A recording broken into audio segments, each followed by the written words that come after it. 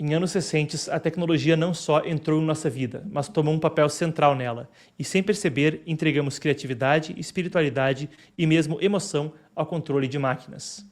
Estaríamos trocando a nossa humanidade por eficiência, então? Em uma entrevista exclusiva com o grupo de mídia Epoch, a jornalista Alex Klaushofer, autora da newsletter Ways of Seeing, discutiu o assunto com um alerta contundente. Estamos entrando em uma era em que o transhumanismo ameaça redefinir ou até apagar o que significaria ser humano. Foi uma conversa com Lee Hall, jornalista da NTD, mídia irmã do Epoch Times e parte do grupo de mídia Epoch. Ela revelou como um mundo pós-pandemia abre espaço para vigilância constante, obediência tecnológica e um modelo de progresso que pode se tornar nossa própria prisão. Você confere a entrevista adiante. Antes, um lembrete. A Black Week do Epoch Times vem aí. Você receberá acesso a essa entrevista inteira e ao resto de todo o nosso acervo, além do livro físico, que abalou o debate sobre direitos humanos e o Partido Comunista Chinês. Absolutamente imperdível, uma condição especialíssima. Não deixe de estar no nosso grupo da Black Week, o link está aqui embaixo na descrição, para receber acesso à sua oferta. Sem mais delongas então, vamos à entrevista. Você escreve sobre uma ampla gama de temas: liberdades, a questão do progresso, digitalização. Você fez uma série sobre transhumanismo. É um termo meio de ficção científica. Pode começar nos explicando o que é o transhumanismo e de que maneiras estamos caminhando nessa direção? Transhumanismo é um termo grande que soa meio intimidador, como um ismo, e muitas vezes as pessoas pensam que ele descreve algum tipo de possibilidade remota no futuro. Na verdade, já estamos trilhando esse caminho. Se você voltar à origem da palavra, isso ajuda bastante. Trans significa através ou além. É um movimento que envolve ir além do humano como somos agora, tanto em termos mentais quanto físicos. Mentalmente, obviamente, já estamos lá com os computadores. Eles começaram a realizar tarefas de processamento mais rápido do que nós. E agora com a IA, eles estão sintetizando informações, o que é diferente. E fisicamente temos, obviamente, coisas como próteses e todos os tipos de implantes e coisas que são úteis, indo até a ideia de chips em cérebros, o que já está acontecendo. E a ideia de que podemos ser capazes de transcender a mortalidade e nos tornar, e ir além do corpo e nos tornar imortais. Então, o transhumanismo, de certo modo, é sobre ir além do natural, do orgânico, do biológico, rumo a algo sintético e artificial, principalmente agora através da digitalização. E já estamos lá no que chamo de transhumanismo suave ou transhumanismo cotidiano, com coisas como smartphones. Eles estão mudando a forma como interagimos, como nos relacionamos com o mundo, como passamos nosso tempo. E todos os tipos de coisas relacionadas à forma como realizamos processos financeiros, como compramos coisas, uma série de coisas são basicamente transhumanismo cotidiano. Se pensarmos bem, os filmes dos anos 80 e 90 tinham muito disso, meio coisa de ciborgue. Vou colocar um chip dentro do seu cérebro. Por que você acha que as pessoas querem fazer isso? Acho que o novo é algo bastante empolgante. Há, na verdade, apenas um pequeno número de pessoas que realmente querem fazer isso, mas que recebem publicidade desproporcional. Mas acho que a questão vai muito além disso. Há muito tempo, dependendo de onde você começa a contar, mas certamente nas últimas décadas, nós no Ocidente temos sido muito expostos a uma narrativa sobre progresso e tecnologia, que nos diz que os novos avanços tecnológicos são todos voltados para a conveniência, para facilitar a vida. Essa é uma parte. A outra parte é que eles são inevitáveis. Agora, a maioria de nós, e eu também fui uma dessas pessoas até bem recentemente, aceitava isso como verdade, como parte dessa narrativa do progresso científico que vem desde o Iluminismo. Mas, na verdade, agora acredito que é em grande parte uma narrativa construída, desenvolvida por certos grupos de interesse, principalmente do setor financeiro e político, e geralmente por pessoas interessadas em obter mais poder e acumular mais riqueza. Há um livro muito bom, vou recomendar, o livro de alguém que não seja o meu, de Brad Scott, chamado Dinheiro Digital. Ele realmente traça o desenvolvimento dessas narrativas e como nos dizem constantemente, temos de fazer isso. Isso tornará nossa vida mais fácil e melhor. E isso vai acontecer de qualquer maneira. Acho que as pessoas são muito persuadidas por isso, a menos que sejam realmente postas em uma posição na qual sejam levadas a refletir mais profundamente e pensar nas implicações. Tenho a sensação de que muitas vezes nos deparamos com essa escolha. Você quer conveniência tecnológica ou quer liberdade? Você acha que, como espécie, acabamos escolhendo demais pela conveniência? Muito mais, muito mais. E, novamente, acho que isso é algo relativamente recente. Tem a ver com os tempos modernos. Não acho que os humanos sempre foram assim. E, como parte desses tempos modernos, nos desconectamos de algumas questões fundamentais sobre o que significa ser humano. Costumo ter conversas com pessoas sobre coisas digitais em várias formas, incluindo smartphones. Eu não tenho um smartphone, nunca tive. E inicialmente para mim não se tratava de preocupações com controle e tecnologia. Foi puramente porque sou um dos últimos copistas treinados e adoro um teclado. Não consigo trabalhar da mesma forma em um dispositivo pequeno. Acho a tela muito pequena. Simplesmente não achei prático e ergonômico. E quando eles surgiram, não gostei da ideia de estar disponível e conectado o tempo todo. Então, começou assim para mim. As pessoas muitas vezes dizem sobre smartphones e coisas do tipo: ah, bem, é inevitável. Bem, é conveniente. Bem, meio que temos que usá-los. Mas estão deixando passar algo. E esse algo é realmente, realmente importante, que é a conveniência de curto prazo tem um preço muito alto. O preço agora parece ser nosso modo de vida e, potencialmente, tudo o que define o que significa ser humano.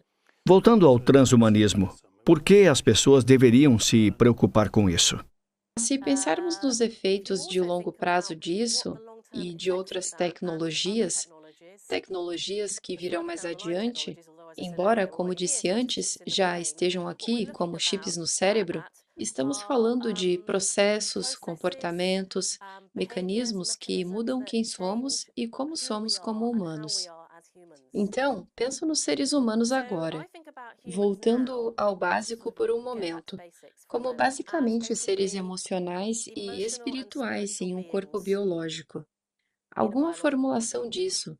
Não tenho uma definição completa, mas somos criaturas que vivem por meio de sentimentos, experiências físicas e que também têm consciência. Valores são muito importantes para nós, relacionamentos são muito importantes para nós. São esses os tipos de coisas que definem o significado de nossas vidas e sobre as quais as pessoas tendem a refletir em seus leitos de morte. Se estão satisfeitas com a vida que levaram ou não. Se você tem uma situação em que está controlado tanto externamente pelos limites do que pode fazer, quanto internamente pelo fato de simplesmente não exercer suas habilidades, não ter escolhas para fazer certas coisas, então nos tornamos muito diferentes.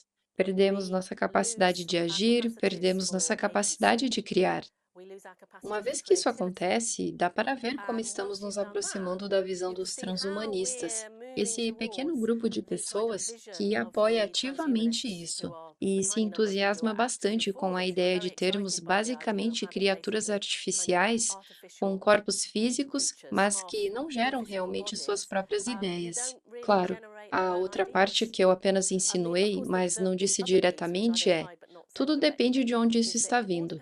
É importante dizer que há muitas tecnologias e avanços tecnológicos muito úteis. Também somos uma espécie tecnológica. Não há nada de errado com a tecnologia em si. O problema é como ela é usada e quem está no comando. Então, se estamos abrindo mão ou percebendo nos processos desse transhumanismo, criatividade, espiritualidade, etc., isso é mais um tipo de medida anti-humana? Sim, essencialmente eu o veria como um movimento anti-humano. É uma trajetória particular. Envolve uma trajetória particular que os humanos podem seguir.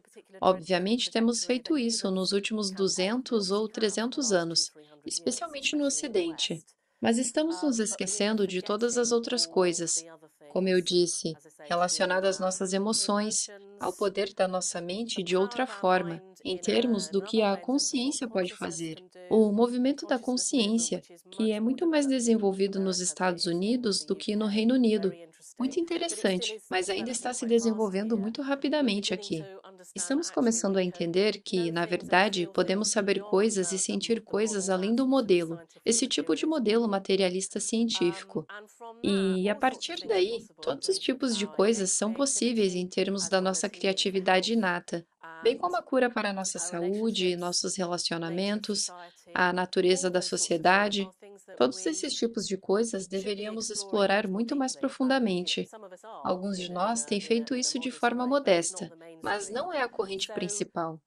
Acho que estamos em um ponto de escolha, porque tudo está acontecendo muito rápido, se seguimos esse tipo de caminho ou se seguimos o caminho transhumanista tecnocrático. E algumas pessoas estão falando sobre uma divisão, o que eu acho muito interessante.